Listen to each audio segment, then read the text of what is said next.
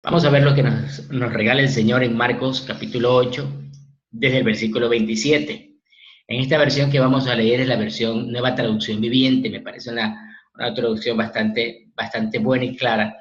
Y vamos a ver qué nos dice el Espíritu Santo a través de esta porción bíblica.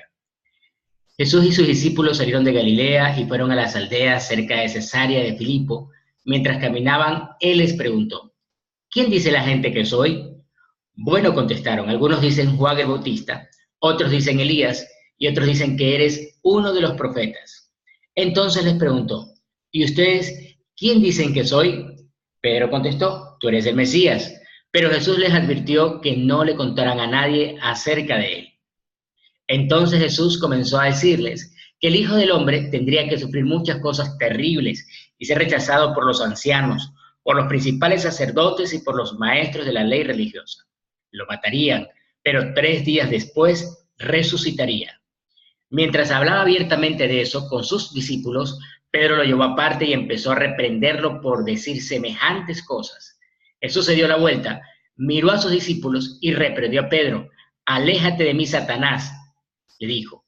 Ves las cosas solamente desde el punto de vista humano y no del punto de vista de Dios. Entonces llamó a la multitud para que se uniera a los discípulos y dijo, si alguno de ustedes quiere ser mi seguidor, tiene que abandonar su manera egoísta de vivir, tomar su cruz y seguirme. Si tratas de aferrarte a la vida, la perderás, pero si entregas tu vida por mi causa y por causa de la buena noticia, la salvarás. ¿Y qué beneficio obtienes si ganas el mundo entero, pero pierdes tu propia alma? ¿Hay algo que valga más que tu alma? Si alguien se avergüenza de mí y de mi mensaje en estos días de adulterio y de pecado, el Hijo del Hombre se avergonzará de esa persona cuando regrese en la gloria de su Padre con sus santos ángeles. Jesús continuó diciendo, les digo la verdad, algunos de los que están aquí ahora no morirán antes de ver el reino de Dios llegar con gran poder. Bueno, quiero que en esta mañana comencemos a revisar algunos aspectos muy interesantes de este pasaje que es específicamente para los discípulos, para nosotros, para los que seguimos al Señor. Pues dice la Biblia que comienza la escena de esta forma. Jesús con sus discípulos salen de Galilea y comienzan a ver una conversación entre ellos. Y Él les hace una sencilla pregunta. ¿Quién dice la gente que soy? Ante esto los discípulos pues comienzan a hablar acerca de Juan, acerca de Elías, y otro pues dijo acerca de que creían que era algún profeta. ¿Hay algo particular con respecto a Juan el Bautista y Elías que tienen en similitud estos personajes? Y es que ambos eran reformadores sociales. Ambos tenían la capacidad o digamos la valentía de confrontar o tuvieron la valentía de confrontar a los reyes y gobernantes de la época con sus pecados. En esto se asemejan mucho el ministerio de Elías y el ministerio de Juan el Bautista y el temperamento de ellos. Eran bastante abiertos, eran bastante claros, eran confrontativos, aún hasta con las autoridades, pues sabemos que Juan confrontó a Herodes con su pecado y lo mismo hizo Elías en su momento, tanto al rey Acab como a su esposa.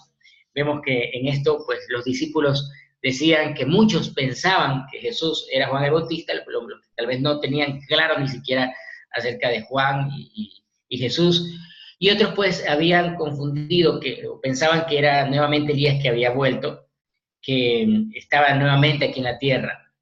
Y por ahí otro grupo de personas pensaban que eran los profetas, que era un profeta que había surgido. ¿Por qué este anhelo de Elías? ¿Por qué este anhelo de Juan el Bautista? Porque los discípulos, o perdón, la población de Israel en esa época, los judíos, querían un Mesías que viniera a revolucionar el pueblo. Ellos querían un Mesías que viniera a traer la lucha para quitarse del yugo de los romanos. Ellos esperaban un Mesías luchador, un Mesías combatiente. El hijo de David tenía que ser un guerrero como David. El hijo de David tenía que vencer gigantes como lo hizo David en su momento. Así que ante esto, pues Jesús les pregunta, ¿y ustedes quiénes creen que soy? Y en esta mañana creo que es bueno hacernos esta pregunta. ¿Quién es Jesús para ti? ¿Qué representa Jesucristo para tu vida? Para muchos, Jesús en estos momentos puede representar a aquel que los pueda sanar de una enfermedad. Para otras personas, Jesús puede ser aquel que los pueda sacar de un problema financiero, de una quiebra económica. Para otros, Jesús puede ser aquel que le traiga nuevamente paz al hogar, restauración matrimonial y familiar. Y aunque todo esto está bien, Jesús puede traer sanidad a tu vida, Jesús puede ayudarte en una quiebra económica, o Jesús puede restaurar tu familia. Todo eso es verdad, Jesús lo puede hacer, pero no podemos nosotros olvidar que Jesús es el Mesías, que el motivo real del Señor para venir acá a la tierra es el de salvarnos del pecado y darnos la vida eterna que Dios quiere que tengamos. Eso es lo más importante que nosotros debemos recordar cada día.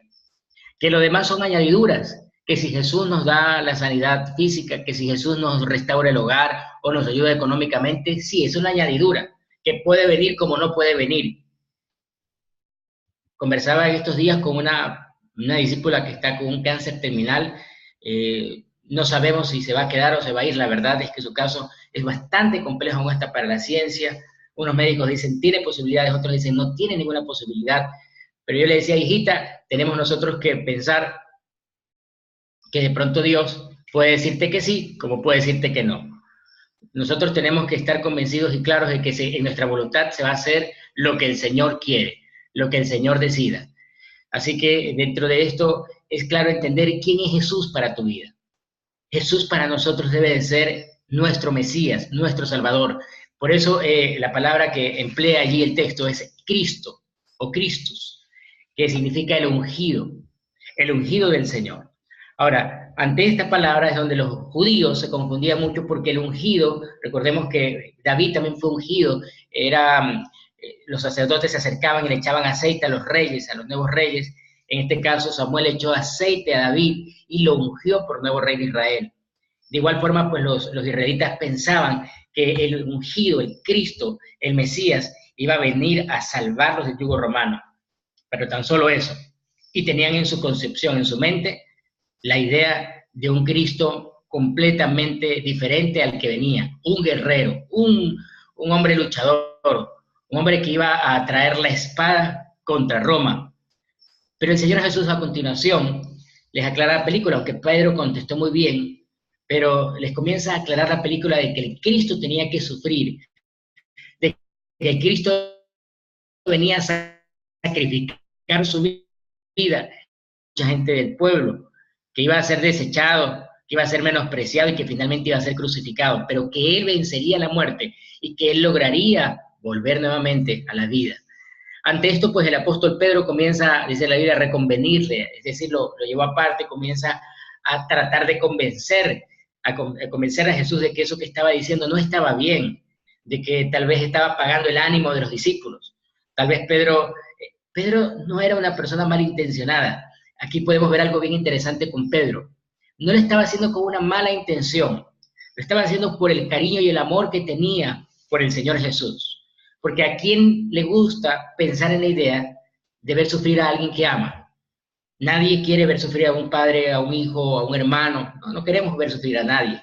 Y en este caso, Pedro, en su buena intención, dice, Señor, ¿cómo se te ocurre? No, Señor, morir así en la cruz. No, Señor, estás equivocado. No digas eso.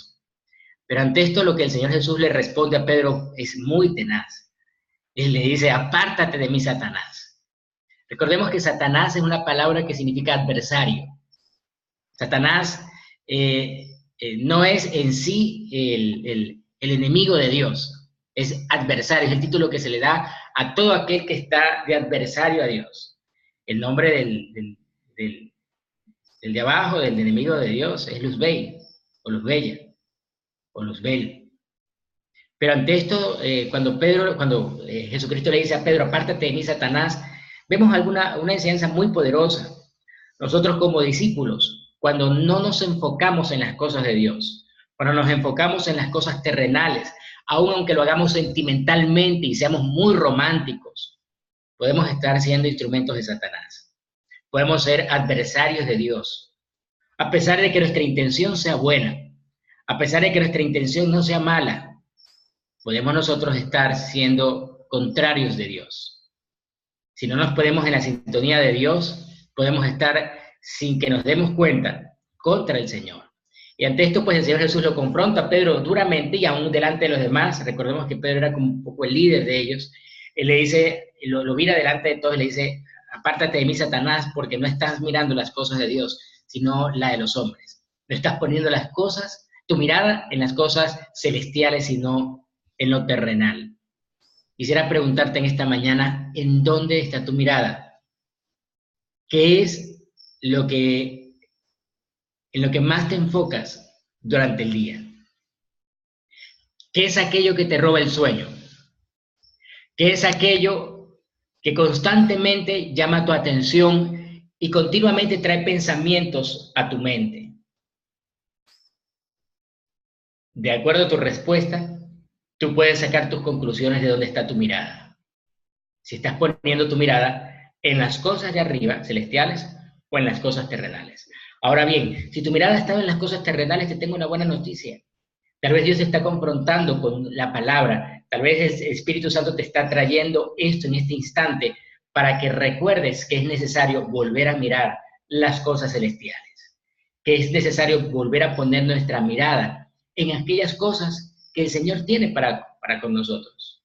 Es importante que recordemos que el Señor Jesús vino a morir por nuestros pecados, vino a salvarnos, que en eso se concentra en nuestra esencia de fe, no en lo material que nos puede dar. Y es ahí donde pues, muchas veces la palabra de Dios, o bueno, ciertas iglesias o predicadores se han ido como un poco torciendo, que se concentran en aquello que Jesús puede ofrecerte o darte. Pero la esencia de la venida del Señor no es lo material, no es lo más importante lo que Jesús puede ofrecerte a nivel económico, material, o aún a tu misma salud, o a la restauración de tu vida o de tu familia. La esencia del Evangelio es que Cristo vino a salvarnos, a morir por nuestros pecados, a darnos la vida eterna, para poder conducirnos hacia el Padre y poder tener nosotros un camino seguro hacia el cielo. Esa es la esencia de nuestra fe. Jesús es nuestro Señor y nuestro Salvador, nuestro Mesías, nuestro Redentor. Y a continuación, pues, el Señor Jesús le dicen que es necesario que esto todavía no se lo diga. Esto lo hace claramente porque todavía faltaban muchos aspectos que tenían que cumplirse. No lo iba a entender toda la gente. En este caso vemos que el Señor Jesús ya le habla a los discípulos en otro lenguaje. Ya no le habla en un lenguaje que era fácilmente digerible para la multitud. Vemos cómo Jesús tiene cierta particularidad, habla de una forma muy distinta a los discípulos. Y aquí recordamos un poco las enseñanzas del apóstol Pablo, cuando más adelante, en 1 Corintios 3, el apóstol Pablo le dice a los corintios, les di a beber leche y no vianda, porque eran niños espirituales todavía. El Señor Jesús tenía una forma de hablar diferente con la multitud, distinta de hablar con los discípulos. ¿Por qué? Por la madurez. Yo te pregunto, ¿te gustaría que tu pastor y tu líder te dé lechecita o te dé vianda?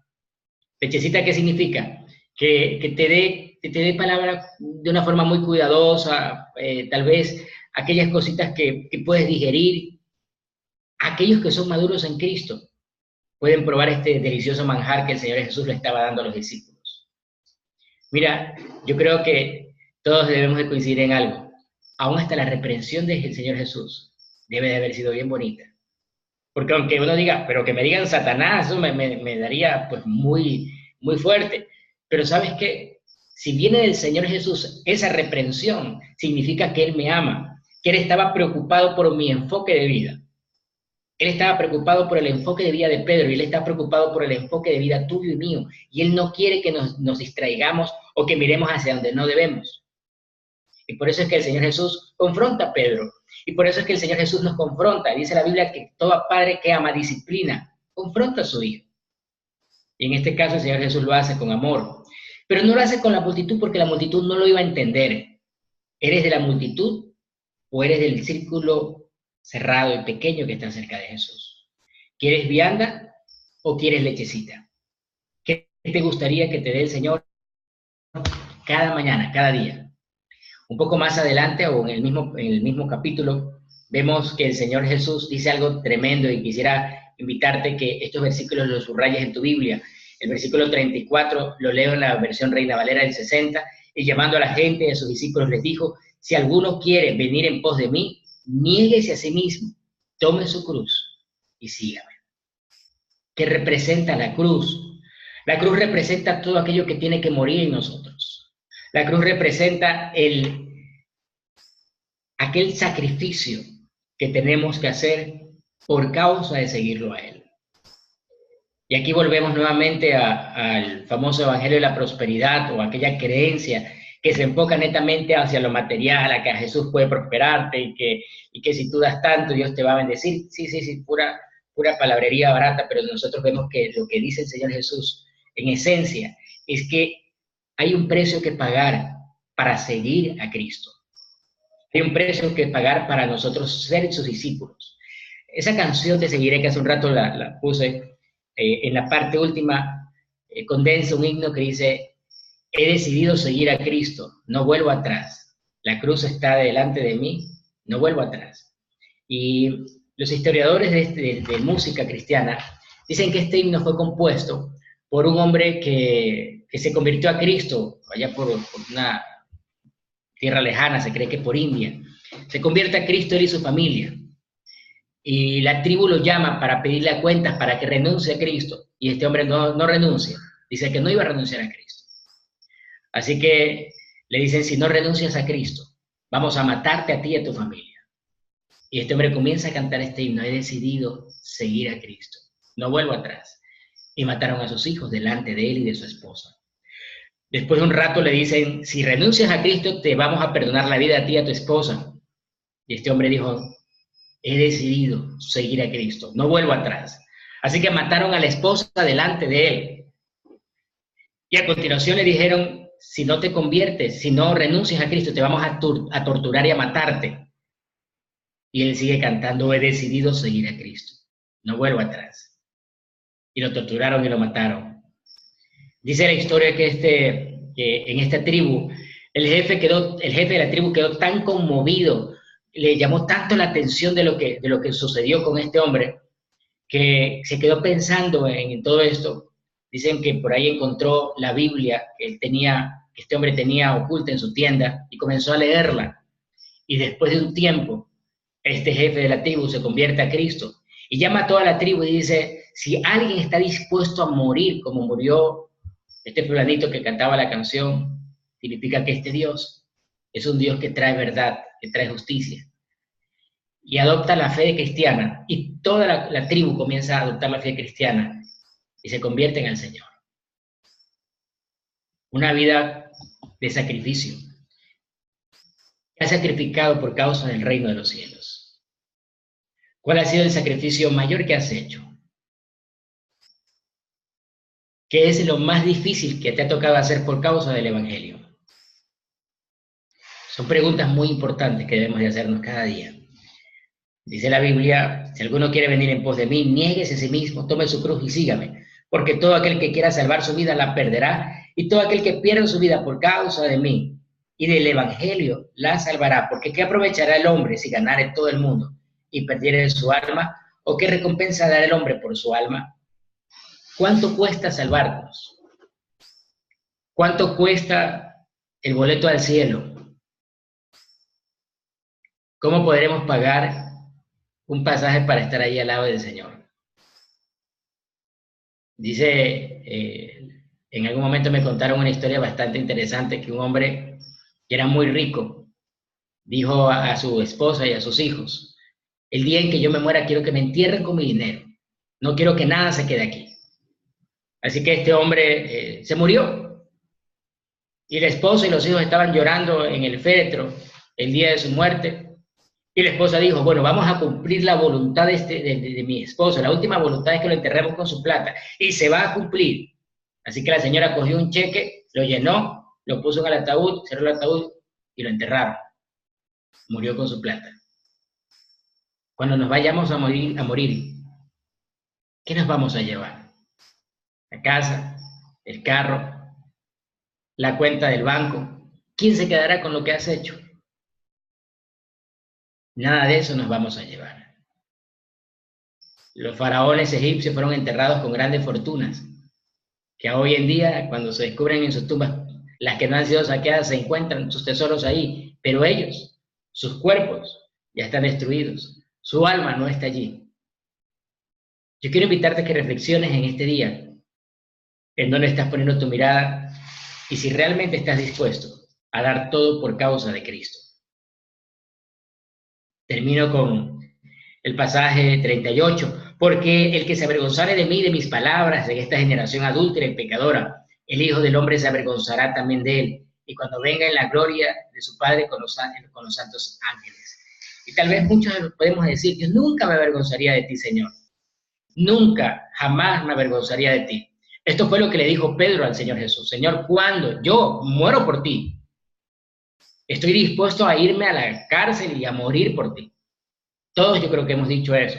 Sin embargo, el Señor Jesús nos llama la atención cuando dice, el que se avergonzare de mí. Y a veces puede llegar esos momentos de una forma muy sutil. ¿Cuál es esa forma muy sutil de avergonzarnos del Evangelio? Cuando no compartes de Cristo a alguien.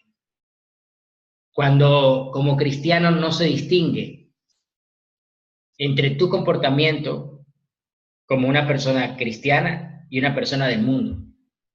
Cuando no hay forma de distinguir. Me dio mucha tristeza un día que llegó unos trabajadores a la sede a hacer una reparación de algo. El jefe de ellos es cristiano. Y bueno, estaban trabajando los señores en la sede y les pregunté, ¿y alguna vez han ido, les ha compartido su jefe acerca del Señor? Y ellos me quedaron mirando y me dicen, nuestro jefe. Y él era cristiano. Y yo les dije, sí, y de muchos años. Se quedaron mirando el uno al otro. ¿Cristiano? No, usted está bromeando. Y yo le dije, sí, cristiano. Me quedaron mirando y dijeron, no, en serio, ¿sí? Yo me quedé pensando en esa reacción y dije, pues muchas veces nosotros podemos estar avergonzándonos del Evangelio cuando no compartimos o no somos testimonio de Jesucristo en nuestras vidas. Yo quiero invitarte que tu testimonio, que nuestro testimonio hable de la fe que tenemos, hable de nuestro Señor, que nuestra fe sea la que transmita esperanza y vida a la gente. Finalmente, pues dice la Biblia en el último pasaje, en el primer pasaje del 9, que es parte del devocional, de cierto os digo que hay algunos de los que están aquí que no gustarán la muerte hasta que hayan visto el reino de Dios venido con poder. Los discípulos vieron cosas que nadie más vio. Los discípulos vieron cosas que Jesús les permitió solo ver a ellos. Mira, el precio de seguir a Cristo, además del sacrificio, es ver milagros, es ver cosas grandes que Él hace en nuestras vidas y en la vida de muchas personas. Si tú le preguntas a tus pastores, a Diofre, a Ricardo, a Inesita, a Shari, a Silvia, mira, en la bendita y maravillosa profesión o vocación o el llamado que Dios nos ha hecho como pastores, podemos contarte testimonios de las personas que están a nuestro alrededor, testimonios personales, testimonios que nosotros hemos escuchado o visto, porque en esta función, con esta delegación, en este llamado, uno ve muchos milagros. Y es maravilloso porque uno comienza a ver la acción de Dios de diferentes formas. Por eso es que esta vocación, esta profesión, este llamado es inigualable, es maravilloso, porque te permite ver cosas que otras personas no ven. Por eso yo quiero invitarte que si quieres ver milagros, sigas a Jesús, pero sobre todo, sirve a Jesús. Eso te permitirá ver cosas grandes y maravillosas. Yo quiero invitarte que oremos en esta mañana y le digamos al Señor, yo quiero seguirte y servirte. Quiero dar todo de mí para hacer tu voluntad. Vamos a orar.